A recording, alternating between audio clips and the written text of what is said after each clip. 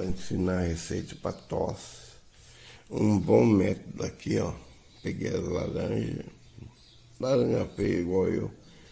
Peguei e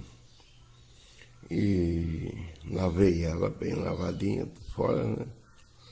E aí o mesmo copo que eu fiz do limão lá, vou fazer para vocês verem como que é bom para tosse.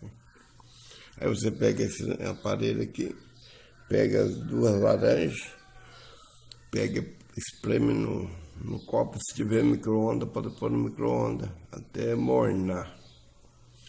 O meu queimou frito, micro-ondas, campainha, a ararinha cortou, tá um pano demônio. Mas a questão, eu vou apertar aqui, depois eu vou no fogão e vou, se o fogão não queimou, eu vou pôr no fogão para fazer, tá bom?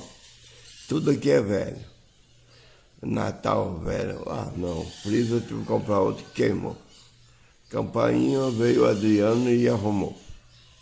Mas é assim, queima tudo, estoura tudo, não para nada inteiro. Tá bom, mas esse xarope, esse laranja morna aqui, você toma, você vai ver que é bom para tosse, tá bom?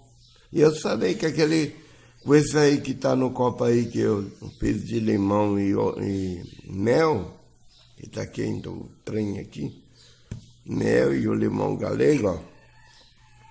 Já parei de tossir, parou de me dar toda aquela canseira da gripe. E eu estava sofrendo já 3 dias. Espremi as duas laranjas, tá aqui. Aí o que fazer? Morna ela e toma. Pronto, a tosse acaba. Beleza? É assim que é o xarope.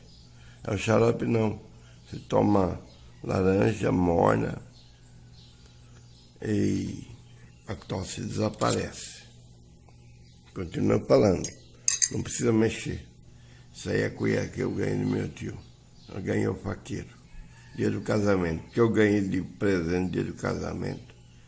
E agora deu uma acabada. Depois eu mostro o dia do casamento para vocês nesse vídeo. Tudo de bom.